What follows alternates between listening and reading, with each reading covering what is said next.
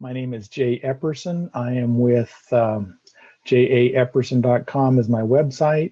I help people learn a little bit about better ways to run their business, how to do online marketing, and to build a business using the internet. So this will be a fun time. Going to see if we can run these webinars maybe every Friday or every other Friday. You see a lot of times where, I've got to stop looking at my picture. You see a lot of times people are running their webinars on a Monday, which is great for Motivational Monday. But I'm more of a follow-up type of person. What have you done this week? What have you been able to accomplish? You'll see that as you read my book, that we look a lot on don't just start projects, you have to actually finish them. So I want to talk to you a little bit about that, and let's just go into this. Uh-oh. Oh, there it went. So objectives of the webinar is to introduce you to me so you can find out a little bit more about me, introduce you to my book, My XYZs of Excellence, which has just recently been published and is available to you on Amazon, Barnes & Noble, most every bookstore around the world. You can walk into any bookstore and say you'd like to have a copy of this book, and if they don't have one, they can order it through the Ingham list. It's in 35,000 different bookstores, so there's no excuse. You should be able to get to my book. Want to answer any questions that you might have, you can go ahead and type in on your chat screen questions, and they will hopefully pop up to where I can see them and I can address them. And then I want you to become more successful. This is what I'm trying to do. And I'm going to give you a little bit of background on that and why I think it's important. I think that we should all be successful. There's no reason in my mind why everyone in this world can't be successful at what they're trying to accomplish. Well, then I just thought about there are people that are severely handicapped or challenged, but then okay, most everyone should be able to be successful. There's what's holding you back is generally what you think in your own mind. So I'm going to introduce how you can do that. We're going to take a look at the book and how the book came to be and why the book is important to you in your life and why I think that you'll enjoy reading it. And this shouldn't take more than 30 minutes to 45 minutes. I just don't like those long webinars. I don't know if you're like me, but sometimes you get on some of these things and just keep going and going and you wonder where's the message at. So we're going to try to get this done, and I'm going to try to not speak too quickly. I want you to be able to understand what we're talking about. So those are the objectives, introduce who I am. I mean, think about it. When was the last time you walked into a bookstore and you found a book that had an appealing title, but then you had no idea who really wrote it? You went to the back flap and it talks about the author and you think, oh, wow, this guy's really wonderful. But then you read the book and it's not really much there. I'm giving you a chance to get to know who I am. Now that's rare. I'm going to be just as open and as honest with you as I possibly can so that I can share with you my background so you can understand where this is coming from. A lot of my book refers back to my father, because this is Father's Day weekend. I thought that that was appropriate to have a webinar to introduce you to my father and to my grandfather who impacted my life, and you'll find running through the book and as you read it. But the neat thing about my XYZs of Excellence is it is a very structured way for you to become more successful and to become more of a leader in your business and even in your own life. So let's take a look at some of these things. This is me. I wanted to introduce you to me, and so I found some pictures and I turned them into black and whites, and so you can kind of get an idea. This was a long time ago. That little guy up here, this is me. This is me brand new. I was a cute kid at one time. Here's a picture of me out feeding chipmunks, and I think this is either at Yellowstone National Park 40, 50, 60 years ago. That was probably 50 years ago. And that was back when they didn't have the big signs that say don't feed the animals because they're all carrying horrible diseases and you're going to get sick and die. Either that or I was too young to read, because I think I'm about 5 years old in that picture, and I got lucky. I'm still alive. Then this picture is picture of me out fishing. I think this is probably about the first fish I ever caught. I enjoy fly fishing. I enjoy catch and release. It just seems like more fun. Keep them out there so I can come back again and catch them again. So, and then this is a picture of me and my 3 older brothers. This is I wanted to put them in there. I didn't get their permission to put their picture in, so I blacked out their faces so you can't identify them. But this is me. And as you can tell, they were about a foot taller than I am, and they still are. I grew up a little bit, but they just seem to grow up even more. So there I am. I'm the fourth child of four sons. I was kind of a cute kid back in the day, and now I'm me. So, all right. Now, this slide, I wanted to show you, this is my father when he was a little bit older. He and I were sitting out on the front porch. We just finished building a add-on to his house, which was a porch, and it was kind of fun, and we were just sitting there, and this is just kind of a nice picture that I like to remember him by. This is my grandfather, Lloyd Epperson. This is Bob Epperson. This is Lloyd Epperson, and he was always growing something. My grandfather was raising his family during the Great Depression. So they moved from Colorado to the state of Oregon, and he went over to the coast because there were trees on the coast and they were doing logging, and he would work all day long cutting cordwood. And he would go out into the woods after they had gone through and done a lot of logging, and so he would pick up what was left and cut it into cordwood and take it into town and sell it. And he would work all day long from morning till night and make $1. So, but the family did not want, they had a garden, always were growing gardens. My grandmother was incredible at canning just about anything and everything. And that's how my grandfather helped his family get through the Depression. And that was before World War II. And then my father went to war in World War II. And so I like to wear this shirt. I guess I can show you. As you can see, this is a picture of an OS2U Kingfisher. My father was in the back seat. You can't see him in this picture, but that was his job. He was a rear seat gunner, radioman, and his job was to spot targets for the ship that they flew off of. If you go to the website, jaepperson.com, the homepage, you'll see a picture of him climbing out of the rear seat of his airplane. It had a damaged wingtip, and so they were climbing out to get lifted back onto the ship. And then this handsome dude over here is me about 40 years ago. Didn't know much of anything, but I thought I knew everything. So I just put that in there to show you my dad, my grandfather, and me, all key participants in the book. I talk in the book a lot about my dad being an entrepreneur and about how he started his own company and how we built canopies and campers for trucks. I didn't realize, and this happens with age and our memory, is how dopey those trucks looked back then. But I think this is a 66 Chevy with one of the canopies on the back of it. Very nice. And this is a camper on an old Ford that the camper looks a whole lot better than the truck does. This picture is a picture of what the building looked like that we worked in. It was EPCO. We built some of the most famous canopies and campers in the state of Oregon back in the late 60s, early 70s. And then eventually my father's goal was to have a building with his name on the side of it. And so they eventually refinished the outside of the building and put up Epperson Building. Now, I had an opportunity to work there from about 65, or work with my father. We weren't in this building all the time, but from 65 until about 73, graduated from high school in 1973. And here I am years later, even 10 years after I graduated from high school, and this is me graduating from Golden Gate University in San Francisco with my Master's of Business Administration.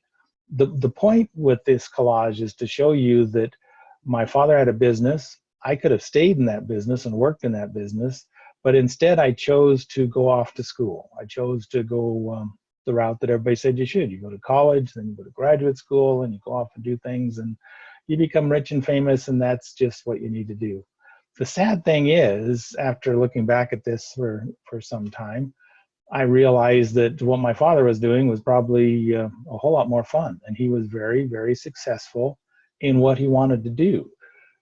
Was not a millionaire, didn't make tons and tons of money, but he made money enough to meet the goals that he had. And the goals that he had was he wanted to work with those four boys of his and he wanted to have a business where he could work with us. And he started it when my oldest was about 16, 17, and I was about 10. And then he continued to run the business until we'd all left. We'd all grown up and chosen a different path. And so the business is not in business anymore, but it did meet the needs that my father had. So it's a good business. I learned lessons from it. By going the other route, let me show you what happened to me. This is what happened to me. I have worked for every one of those organizations on this page. Yeah. You'll notice that some of these names are unfamiliar to you. Some of them are familiar to you, but there are some of them that aren't there anymore. And that's kind of what happened. There are other companies that I worked with that I couldn't find their logos to put on this page because they just, they've been gone for so long. But there was businesses don't always stick around. And so a few years ago, about 6 years ago, I decided that, well, I needed to go out and help people. I was up in this one working with Montana State University Billings. I was teaching some classes for them. I was also working as a consultant for another company. So I was there and I had time to teach. And so generally my teaching experience was not full time. I did not work for the university because I was not a PhD. I was a MBA. And it's amazing, the caste system, the structure that you'll find in the university world, academia, that unless you've got those right letters, you're not anybody. And it's kind of true too, that we think that we go off to college and we get those letters after our name, but then you find out once you get to a company that your letters didn't come from the right university. So that's kind of a sad comeuppance and an awakening that many people have. They think they've gone to school, they think they've done some amazing things, and come to find out it was the wrong place, or it was a place that the business that you're currently working in was not, it just wasn't what that company seemed to think. So am I recording? Yes, I think I'm recording. That says pause recording, stop recording. So I must be recording. Okay, good. Just checking. Just wanted to make sure that this was being recorded. So anyway, this is the history. I left my father's business and I went out to find my way in the world, and I did a whole lot. And I've been to a number of companies. Now, the companies that you'll see on this page that are no longer there, I learned from those as much as I learned from the companies that are there. That there are good ways and bad ways to run businesses. So that's what I was talking to you about. About 5 years ago, I decided that I needed to get a PhD. If you have to have those 3 letters to become a professor at a university, I was going to go get them. So I was accepted into a university, but one of the things that they wanted was they wanted to know my doctoral dissertation before I even started. And I thought, that's an interesting way to do things. But it caused me to think. And so my thesis, my dissertation would have been on this simple fact. Why is it that when 2 companies start and they seem to both be the same thing and doing similar things, one may fail and the other one succeeds? So the key, I was going to spend 4 or 5 years in a doctoral program trying to figure out the secret sauce. Why do some companies fail and other companies survive? There's a reason for that. And if you notice that in good times, just about every company succeeds and is doing well, but it's in the hard times that you see this shakeout of the companies that are poorly managed, have poor leaders, just aren't doing what they need to be doing. And that's generally the difference. So with that, I started thinking about a year ago that I needed to come up with a way to help people build businesses and survive. And one of the key things I found is that repetition is a great teacher. In fact, if you were to type in repetition into Mr. Google, he would give you tons and tons of these sayings. And here you can see from Zig Ziglar to Muhammad Ali, repetition is key to learning. That is the way that you learn things. You do them over and over and over again to learn things. So I took that in mind. I took the history of all the business I'd been around, and then I started writing my book. And I tried to come up with a way that would be different, novel, interesting. Oh, better stop and tell you this. This is how your brain becomes smarter. And I want you to, I'll slow down and just let you look at this. It's key to know that neurons that fire together wire together. That means to learn something new, to set a new habit in place, repetition is required. So that just confirms what we already knew. And we talked about that just a minute ago. But she went on to write, this is Christine Ford. She has an opinion. She contributes to Forbes.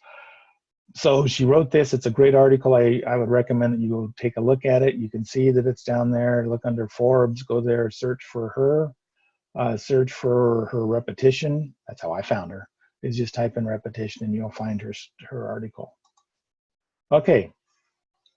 So on top of the need for repetition to really learn something, I don't know how many of you have gone to a seminar or a conference and you walked out of that conference thinking that that was the best thing you'd ever done. It was amazing how much you had learned. And then a week later, 2 weeks later, a month later, you can't remember a thing you did. You just don't remember it. You took some notes, or you may have been using your phone to take pictures of the screens as they put up the cool slides. I mean, I've done that and then never ever gone back and looked at those pictures again.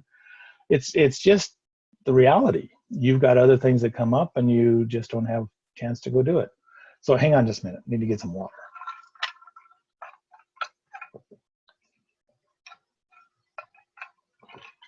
Okay.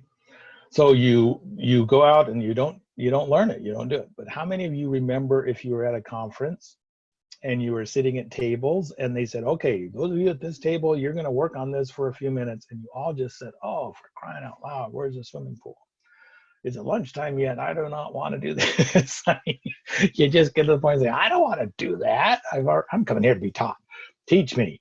And so you don't like it. However, in those cases where you did spend time talking to your people sitting next to you, introducing yourself, doing something, being engaged in the presentation where it isn't just somebody talking to you, kind of like right now.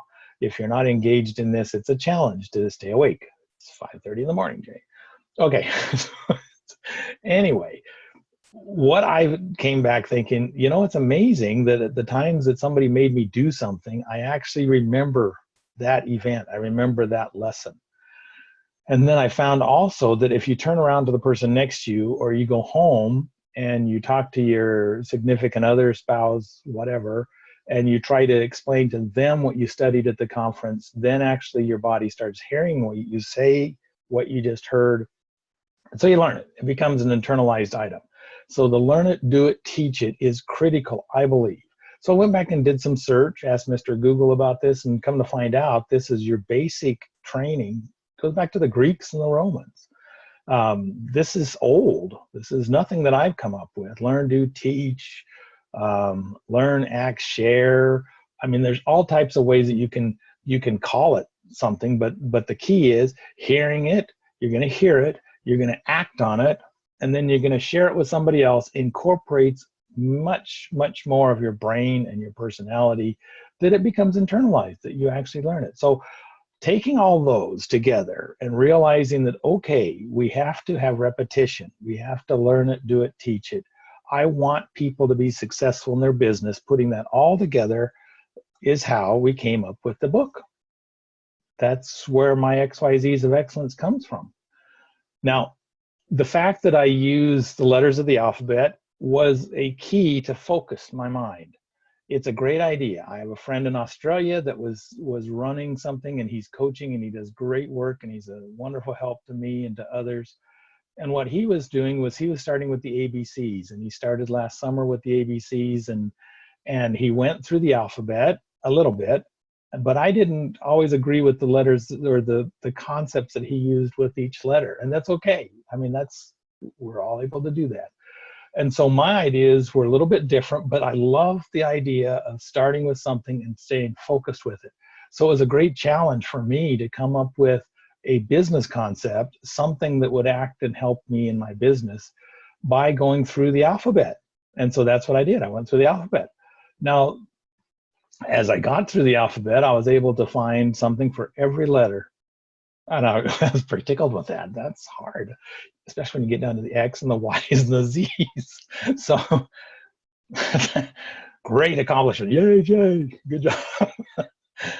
But then I thought, okay, if I just type ABCs of anything, then they're just going to think it's another ABC book. So I thought, I'm going to do it backwards. I'm going to do it XYZs to show that I went all the way to the end of the alphabet and that this is a book that you want to read.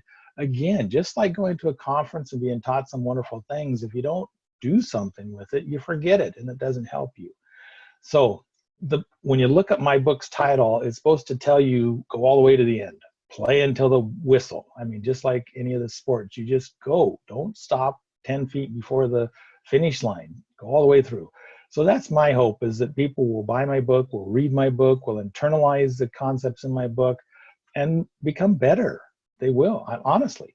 In writing the book, I became a better person. I actually, I'm one of those that used to fall asleep on the couch, and then you drag yourself off to bed because you hate the fact that you're going to have to do something tomorrow. This book has, in writing it, brought back memories of all the things that I've learned over the last 40 years of business, and realized, wow, if I just go back and do the right things right, I may actually get somewhere. And I got me somewhere. It got me through a book, focused, finished. It's a great book. Okay, so let me just take a look at what the book looks like. And this is what it looks like. It starts off, it's actually 2 sections. The first section is basic training. You can go through this in a day. You can go through this in an hour. You can read each one of the chapters, has 2 pages associated with it. It's focused, it's concise. I've done the best. I had a wonderful editor that forced me to take those key concepts, talk about them in about a page or a page and a half, and then have some reflective questions that you would look at them and say, okay, where am I on this? And it helps you get ready for section 2. Now, section 2 of the book is where the 26 days kick in. That's where you actually do the work. You will review again each of those concepts. That's the repetition part. So you've read them all, you understand where Jay's going with this, and then you get into section 2 and you actually begin the process of learning and internalizing these key concepts. I believe that there may be more than these 26, but I believe these 26 are pretty good. These are pretty key and pretty basic, and if you do them, you're going to see a change in your life. You're going to see a change in your business. It will just happen because you will be becoming something else. And that's one of the things. I mean, that's the B chapter. So we have assess and acknowledge. If you don't know where you're at, you don't know where you're going. If you don't know who you are, you don't know what you really would do. This is key. I don't know how many people I know that have taken a job because it was a job. They needed it. They got to pay rent. They got to get some food on the table.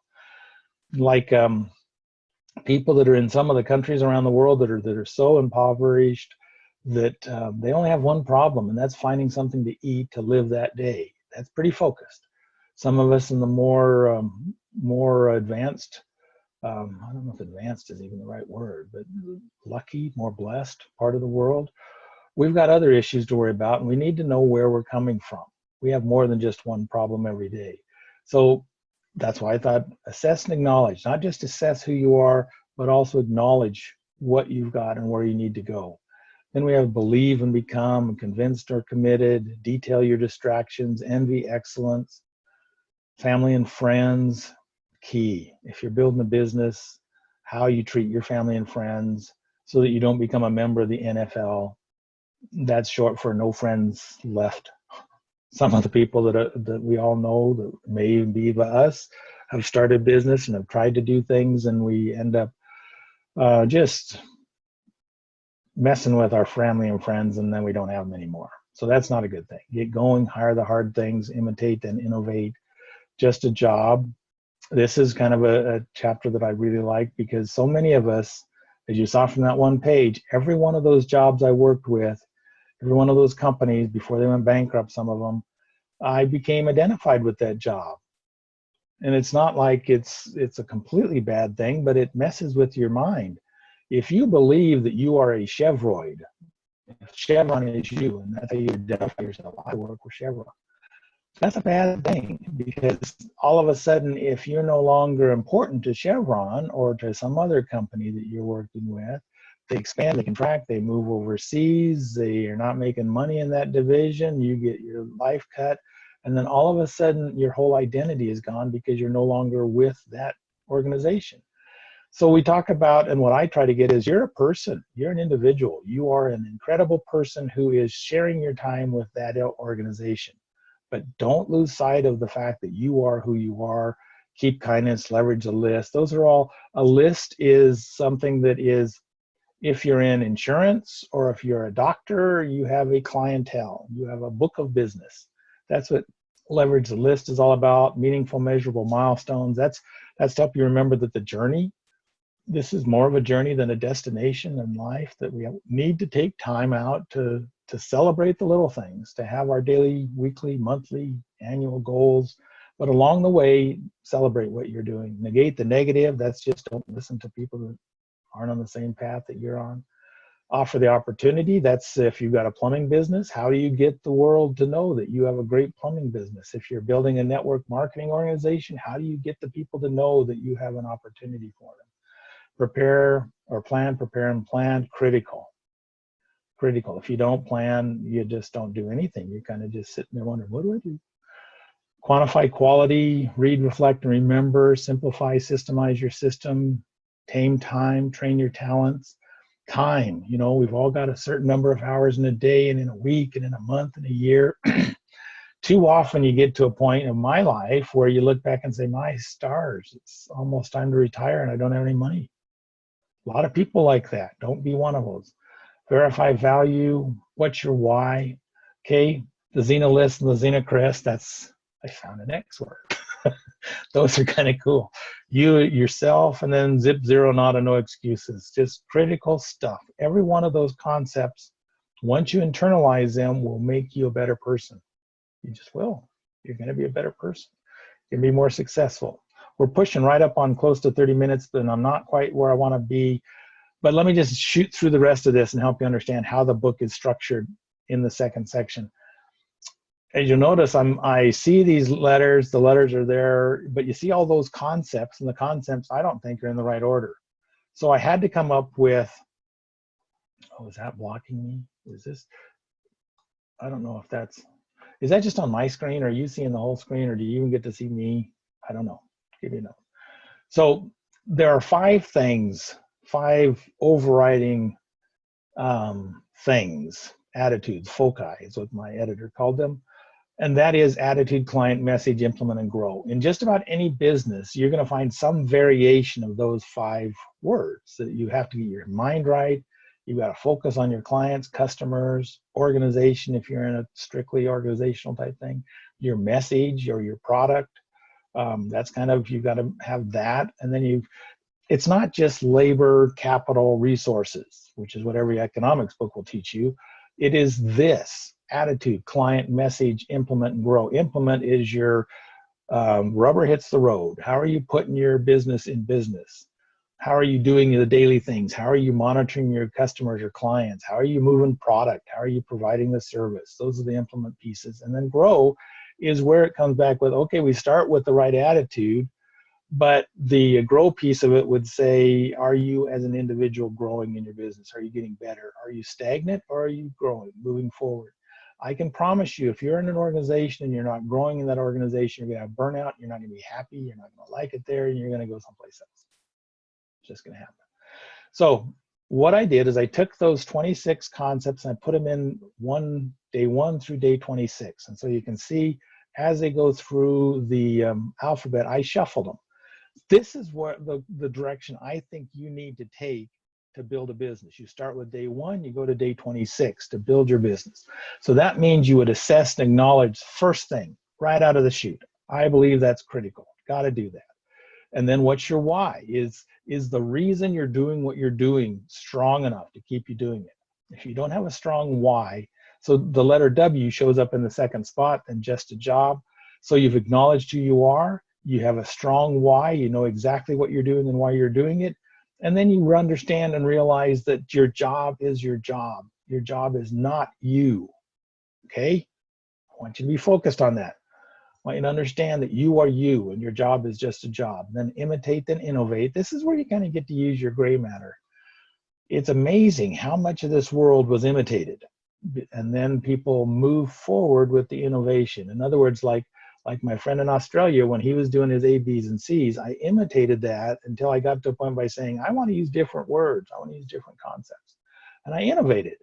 And this is, I talk about in the book, the Wright brothers. Everybody thinks that they're the first flyers, but they weren't. They're the first that had powered flight, but they were not the first person with an airplane or something that lighter than air got it flying. There's actually a guy with a glider in Germany. So, and how did he get to the building a glider in Germany? He watched birds.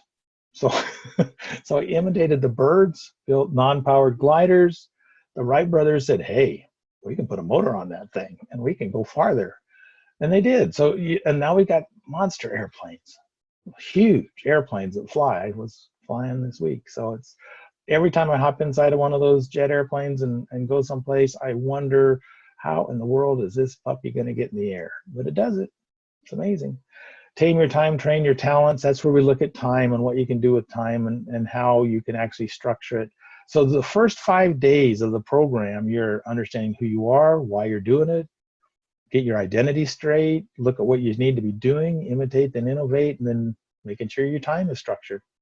I know sometimes you just want to have your mind in slow buzz and you don't want to be structured, but you really do need to be structured. Okay, then the next 6 to 5 days, we go into these 5: advanced, family, meaningful measures, plan, prepare, plan, read, reflect, remember. Okay, those are key. Then we go into the next 5-day period. You're going to envy. This is where you get motivated and you get going. You're going to detail the distractions, anything that's slowing you down. I mean, you are moving fast now. You've understood who you are. You're pretty well trained. You're planning on a regular basis. And off you go. And then you're just focused and simplify. Once you've figured out where you're going and how to get there and you're moving towards it, then you simplify everything so that you don't do a lot of redundant things that are not where your time should be used, and you unclutter everything. And I mean, this third section is your zooming. And then the fourth section, we're just kind of cleaning up some things, remembering there's no excuses, keeping kindness in our business, offer the opportunity to others. It's kind of funny. You know, people say, well, what are you doing? Well, I'm writing a book that'll help people build businesses and to do really successful things. And I do, but I don't really get around to talking about your product or your opportunity until day 18. I think it is more important for you to get your mind right, to get your motivation there, to get going, to do things than it is to offer the opportunity to somebody. Doesn't really matter what the opportunity is. Yeah. Can you believe that? It doesn't really matter in the scheme of things what the product is that you're moving or what the organization is that you're building. Well, I'm going to have a whole lot of companies mad at me for saying that. But I still believe, remember, get back to you. We're talking about your success, your business leadership in life. That's what we're trying to do. You're going to become excellent in your business and in your life. And I mean, might as well go into this with our eyes wide open. That's what we're trying to do. And then you hire the hard things, understand what you can do, what you can't do, hire out what you can't do, verify the value of your customers, the value of your product. If you're in an organization that has not got a good product, then you need to get into an organization that is fulfilling to you. You grow, you develop, you do good things, and that's what that one is. And then we get into the last 5 days where we talk about the Xena list and the Xena Crystal. I'm not going to tell you about those because I want you to go find out. But it's cool. It's who you are. You are representative of a Xenolith or a Xena Crystal and doing what you're doing. If you're a small business owner, if you're building a business, you are that type of person. Then we're going to leverage the list. That's how we continually work. You know, the sad thing is a lot of people think that, well, if I'm not in an insurance or multi-level marketing or consulting or real estate, if I'm not in that kind of business, that doesn't really matter. Well, wrong. If you have a brick and mortar business, if you're a store, if you're a pizza joint, you have a list. You just don't know that you've got a list. And if you don't know that you have a list and you're not working your list, then you're not going to do really well. You need to know who your customers are. You need to have every way possible to find out who they are and remind them of who you are. And you want to target and make sure that you are continually focusing your operation on that list of clients, customers, associates. The really smart people, the ones that are successful, do that. I love the fact that my real estate agent continually sends me updates. That's critical. It keeps me thinking about her work and what a great real estate agent. I don't have any intention of buying a house or selling my house anytime soon. Sorry about that. But I might. And if I do, then she's top of mind. Okay, negate the negative. Just can't have that. You can't let other people direct who you are and where you're going in your life. Quantify quality. This is where you're looking at your product, you're looking at your customers. How many of you actually thought that you need to sometimes get rid of customers? Yeah, if you've got a customer that doesn't treat your employees well, that is mean and rude and nasty, you need to find a way to move to a different clientele. Because what I like to do up front when I'm working with someone is explain to them the groundwork. My employees are not to be messed with. We're gonna treat you with great respect as a customer, client, associate, but we expect the same thing in return. And you need to have that discussion up front before it becomes an issue. And then you yourself, how are you doing? You're the motivating factor in all of this. You need to understand that where you go is determined by you. And you can see that in these 5 days, we go through attitude, client, message, implement, and grow. So just take an example, this page we're on right now, we're zooming to the end. Day 21, Xena list, Xena Chris, that's attitude. That's where you understand who you are. Leverage the list, that's a client.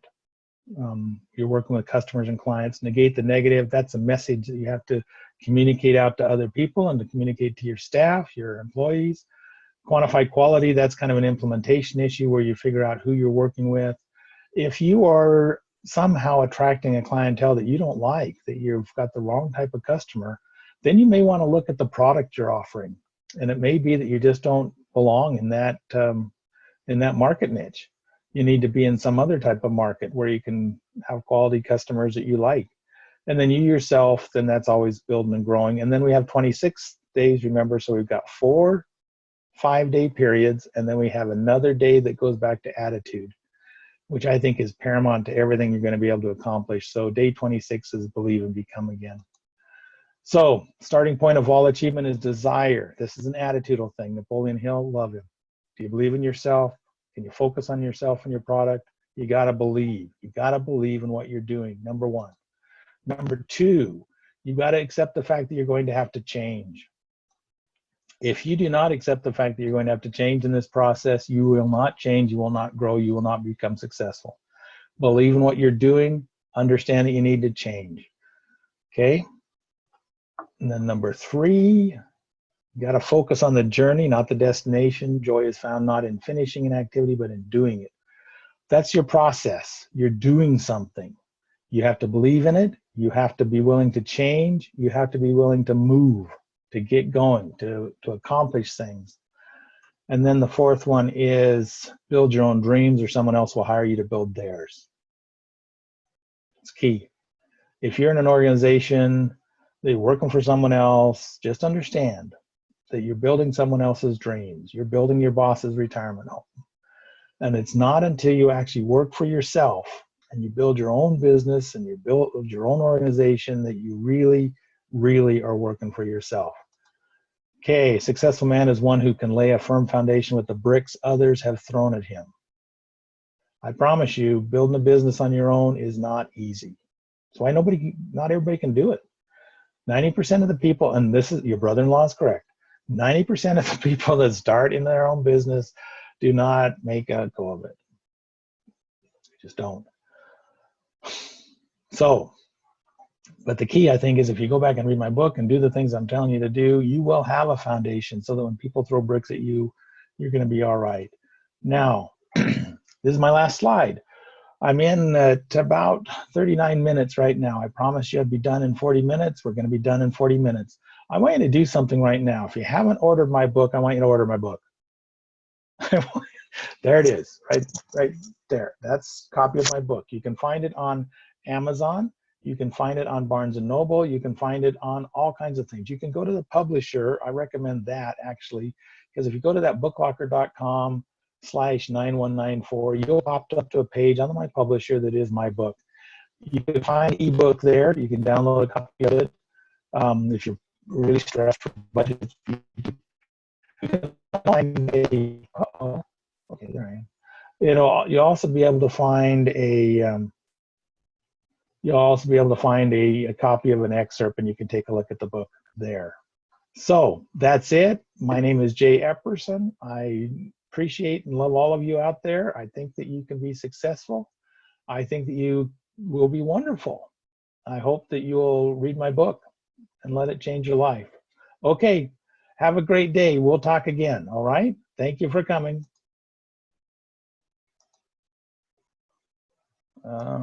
Stop meeting. All right, you guys have a great day. Talk to you later. Bye.